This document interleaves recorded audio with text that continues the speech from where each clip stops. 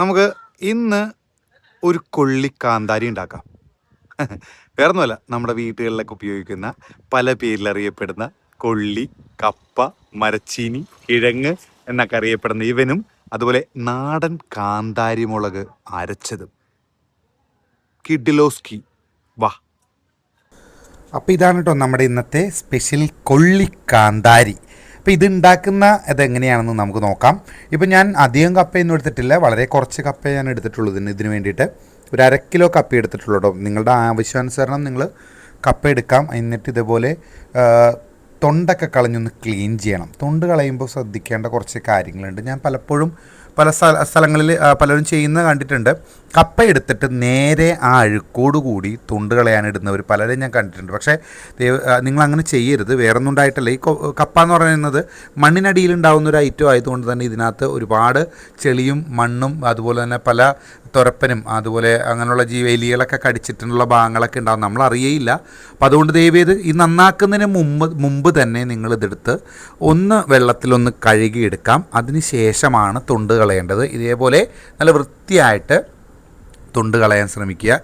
അതുപോലെ തന്നെ സൈഡിലൊക്കെ പല സ്ഥലങ്ങളിലും തൊണ്ടുകൾ ഇരിക്കുന്നത് ഞാൻ കണ്ടിട്ടുണ്ട്. അപ്പോൾ ഈ തൊണ്ട് നമ്മുടെ ടേസ്റ്റിന് തന്നെ, ഈ കപ്പയുടെ ടേസ്റ്റിന് തന്നെ ചിലപ്പോൾ വ്യത്യാസം വരാൻ ചാൻസ് കൂടുതലാണ്. കപ്പ എടുക്കുമ്പോൾ പല കപ്പകളിലും ചിലപ്പോൾ അതിനകത്തൊരു കഴിക്കുന്ന കപ്പകളുണ്ട്. അതേപോലെ തന്നെ ഈ തൊണ്ടിരുന്നാലും ഇതേപോലുള്ള കപ്പകൾ കഴിക്കാറുണ്ട്. അപ്പോൾ ശ്രദ്ധിക്കുക, തൊണ്ട് കളയുമ്പോൾ ഒന്ന് ശ്രദ്ധിക്കേണ്ട ഒരു കാര്യം എന്ന് വെച്ചാൽ മാക്സിമം നിങ്ങൾ അത് ക്ലീൻ ചെയ്യുമ്പോൾ നന്നായിട്ട് തൊണ്ടൊക്കെ കളഞ്ഞ് ക്ലീൻ ചെയ്ത് ഇതേപോലൊരു പാത്രത്തിലേക്ക് മാറ്റി വയ്ക്കുക. നിങ്ങൾ ശ്രദ്ധിച്ചാൽ അറിയാം, ഞാൻ കഴുകിയിട്ട് പോലും ആ കപ്പയിൽ കാണുന്ന ചെളി കണ്ടോ.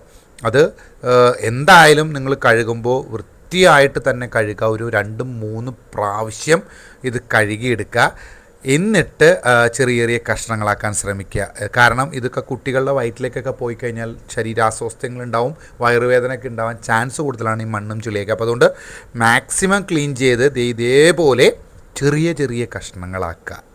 എന്തിനാണെന്ന് വെച്ചാൽ പെട്ടെന്ന് വേവാൻ വേണ്ടിയിട്ടാണ്. പലർക്കും പല ഐഡിയാസ് ആയിരിക്കും. ചിലപ്പോൾ ഒരു കപ്പ ചിലപ്പോൾ 2ആയിട്ടൊക്കെ പുഴുങ്ങുന്നവരുണ്ടാവും. ഞാൻ പക്ഷേ ചെയ്യുന്നത് ഇത് വളരെ ചെറുതായിട്ട് അരിഞ്ഞിട്ട് ഇത് പുഴുങ്ങിയെടുക്കാൻ വേണ്ടിയിട്ടാണ് കേട്ടോ. അപ്പോൾ നന്നായിട്ട് വേവും. ശരിക്കും പണ്ടുള്ള ആളുകളൊക്കെ പറയുന്ന പോലെ പുട്ട് പോലെ വേവും എന്നാണ് പറയുന്നത്. അപ്പോൾ നന്നായിട്ട് വെന്തതിന് ശേഷം നമുക്ക് കഴിക്കുമ്പോൾ ഒരു പ്രത്യേക ടേസ്റ്റാണ്. അപ്പോൾ അതുകൊണ്ട് തന്നെ കപ്പ വളരെ കുഞ്ഞു കഷ്ണങ്ങളായിട്ടാണ് ഞാൻ ഇതേപോലെ അരിഞ്ഞ് അതിനുശേഷം നമ്മൾ ഒരു കുക്കറിലേക്ക് മാറ്റാം. അപ്പോൾ എന്തായാലും കുറച്ചുകൂടി ബാക്കിയുണ്ട്, അതും കൂടി അരിഞ്ഞതിന് ശേഷമാണ് നമ്മൾ കുക്കറിലേക്ക് മാറ്റാൻ പോകുന്നത് കേട്ടോ. അപ്പോൾ ഏകദേശം കപ്പയെ കഴിഞ്ഞു നമ്മൾ ഒന്നും കൂടിയും ഈ കപ്പയെ ക്ലീൻ ചെയ്തെടുത്തിട്ടുണ്ട്. എന്നിട്ട് അതിൻ്റെ വെള്ളമൊക്കെ കളഞ്ഞ് ഈ കാണുന്ന കുക്കറിലേക്ക് നമ്മൾ ഓരോന്നോരോന്നായിട്ട് ഇങ്ങനെ പറക്കിയിടുകയാണ്.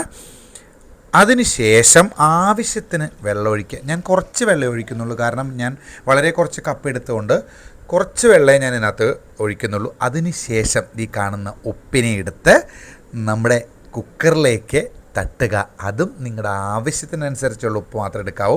അതിനുശേഷം സ്റ്റവിൻ്റെ മുകളിലേക്ക് വെക്കുക, ടിം ഒന്ന് കത്തിക്കുക, വെയിറ്റ് ചെയ്യുക.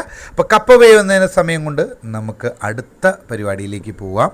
നമ്മുടെ കാന്താരി മുളക് അരച്ചത്, നല്ല നാടൻ കാന്താരി നമ്മുടെ വീട്ടിൽ തന്നെ ഉണ്ടായതാണ് കേട്ടോ. വളരെ കുറച്ച് എടുത്തിട്ടുള്ളൂ, 6-7 കാന്താരി ഞാൻ എടുത്തിട്ടുള്ളൂ. അതേപോലെ തന്നെ കുറച്ച് ചുമന്നുള്ളിയും.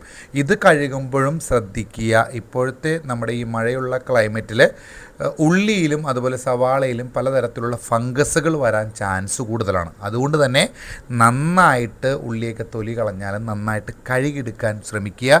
അതിനുശേഷം ഈ കാന്താരിയുടെ ഞെട്ട് കളയുക. വേറൊന്നും ഉണ്ടായിട്ടില്ല, നമ്മൾ മിക്സിയിൽ ജാറിൽ ഇതിടുമ്പോൾ ഞെട്ട് ചിലപ്പോൾ അരഞ്ഞു വരാൻ ചാൻസ് കുറവാണ്. അതുകൊണ്ട് തന്നെ നന്നായിട്ട് അരയണമെങ്കിൽ അതിൻ്റെ ഞെട്ടെടുത്ത് കളഞ്ഞതിന് ശേഷം ഇതുപോലെ ജാറിലിടുക. കുറച്ച് ഉപ്പിടുക, ആവശ്യത്തിനുള്ള ഉപ്പിടുക കേട്ടോ. ഞാനും ആവശ്യത്തിന് ഉള്ള ഉപ്പ് ഇടുന്നുള്ളൂ.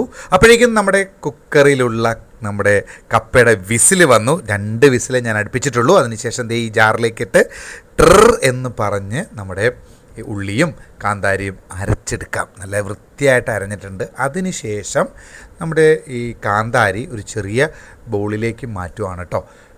നന്നായിട്ട് എല്ലാം നന്നായിട്ട് അരഞ്ഞിട്ടുണ്ട്. ഈ ജാറ് തുറക്കുമ്പോൾ ഒരു പ്രശ്നവും കൂടി ഉണ്ട് കേട്ടോ. ഇതിനകത്തുനിന്ന് വരുന്ന ഒരു എരിവുണ്ട്. അപ്പോൾ ദയവേത് ജാറ് തുറക്കുമ്പോൾ ശ്രദ്ധിക്കുക, നമ്മൾ അതിനകത്തേക്ക് നോക്കിക്കൊണ്ട് തുറക്കാതിരിക്കാൻ ശ്രമിക്കുക. നല്ല എരിവായിരിക്കും, കാന്താരിയുടെ കണ്ണിലേക്കും മൂക്കിലേക്കൊക്കെ പോകും, നല്ല സുഖം കിട്ടും. അപ്പോൾ അതുകൊണ്ട് അത് മാറ്റി വെച്ച് തുറക്കാതെ. അപ്പോഴേക്കും നമ്മുടെ കപ്പ വെന്തു, നല്ല ചൂട് പറക്കുന്ന കപ്പയാണ് കേട്ടോ.